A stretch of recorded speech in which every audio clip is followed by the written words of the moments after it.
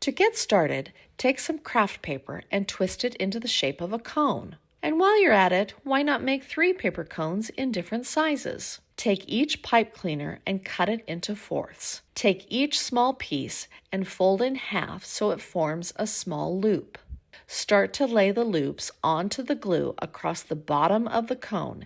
Ideally, try to glue the loops so they sit in between the 2 loops in the row below. With your fingers, bend the loops outward. Your pipe cleaner tree is actually quite lovely and can be displayed as is. But let's take it a few steps further. Using the same bending technique, choose random loops on the tree and bend them outward, creating the look of 3D branches. Apply a small dot of hot glue onto the top of a bent loop and place a red berry on top. Choose random loop branches and glue as many red berries as you like.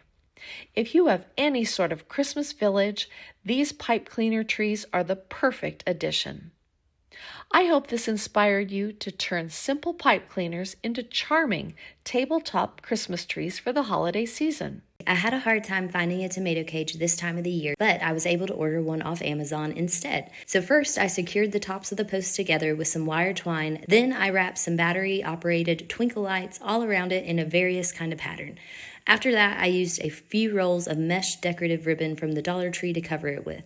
I simply cut out squares of mesh close to the same size each. Then I grabbed 2 squares and bunched each one up down the middle and secured it together with floral wire. I then attached each little piece of mesh ribbon to the tomato cage itself until it was completely covered. I also snipped off a few of the straggling ribbon pieces once done to give it a nice clean look. To finish it, I topped it with a mini little bow and I placed it on the hearth of our fireplace. I absolutely love the cozy glow it brings to the space at nighttime. So cute and simple. You're never going to believe what I did with this thrifted glass. I thrifted a variety of glass bowls, candlesticks, and dishes, and I glued them together with marine and RV glue. I started with a candlestick and then added a bowl upside down. Next, I glued a small dish as a riser and then another bowl on top. I continued adding small dishes and bowls upside down until I reached the desired height. For the top, I added a tea light dish upside down. I like the detail at the bottom, which I used for the top. I also created a smaller version with a small glass upside down, a bowl, and a candlelight topper. I let them dry for 48 hours, then I sprayed them with mirror paint. While it was still wet, I sprayed it with vinegar to create a Mercury glass effect. I sprayed a few more layers of paint and vinegar and let it dry. And now I've got the most beautiful Mercury glass Christmas trees for a fraction of the price to buy new. I love anything Christmas tree DIY, and when I saw these gold spoons at my local party store, I knew they would make a beautiful DIY. I also picked up these cream plastic spoons. So I begin by taking my spoons, and I'm going to take a pair of wire cutters and I'm just going to cut them at the handle, but making sure that I leave a little bit of the handle behind. You don't want to cut it directly at the base of the spoon. You want to leave about just a half an inch of the handle. I'm going to continue cutting all the spoons until I've cut the entire package. And for my Christmas tree, I actually used 2 packages of 48 spoons. Then I'm going to come in with this styrofoam cone. It's about 9 inches in height, and I'm going to begin at the base of the cone hot gluing on my plastic spoons. So I want the plastic spoon just to very lightly touch the base of the table. So I'm going to start with the first layer of plastic spoons, working all the way around until I get to where I started. Once I have my first layer done, I can come in and do another layer over top, this time placing the spoons in between 2 spoons of the bottom layer. So we're staggering the spoons, going around, completing our second layer, and then we're going to continue in this fashion until we've worked our way all the way up the cone, stopping at just about our last layer of spoons. For my tree topper, I'm going to use this little metal star and I'm going to hot glue it to a barbecue skewer. Then I'm going to come in with some matte Mod Podge and I'm going to paint this star, and then I'm going to sprinkle on some gold glitter over top just to give it a fun shiny embellishment. Then I'm going to stick the barbecue skewer down into the styrofoam cone, and then I'm going to finish my last layer of spoons, tucking them up underneath of the star. And this is my finished plastic spoon Christmas tree. And you can see here that I did another tree in the cream spoons, just a little bit smaller. I cut my cone in half just to give me that nice staggered decor look. This DIY is so easy, and all of this cost me under $10. I really hope that this project has inspired you to get creative and make your own plastic spoon Christmas tree.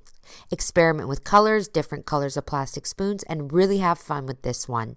I've tried bleaching pine cones in the past, but I really wanted my pine cones to have a softer color or look for this project.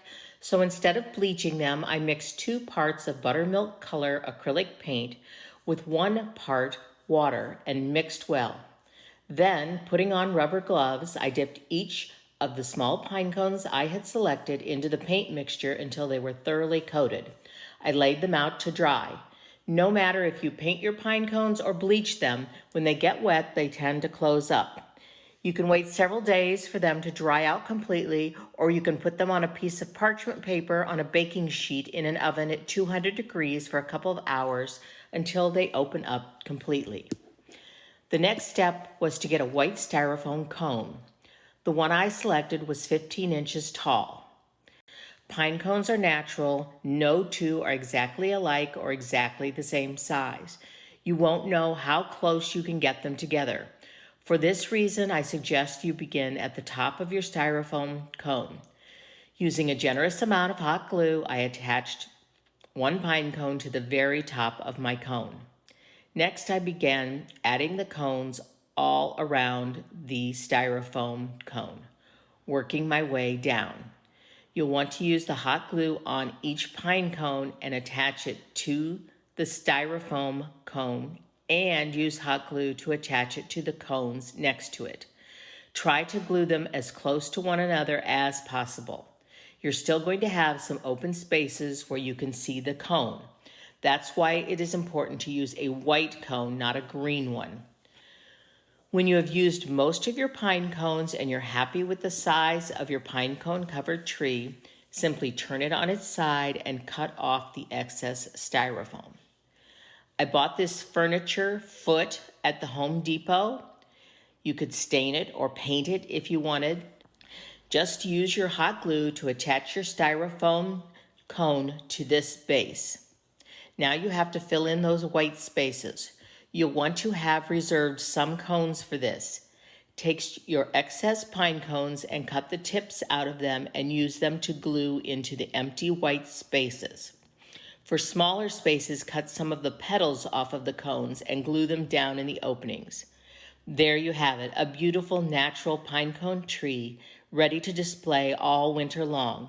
These look perfect in a farmhouse or Scandinavian decorating setting. You could even wrap them with tiny fairy lights if you wanted. I hope this inspires you to try making your own pine cone trees. You can make them in a variety of sizes. You could have a whole forest of them. Thanks for watching Home Talk, and see you next time.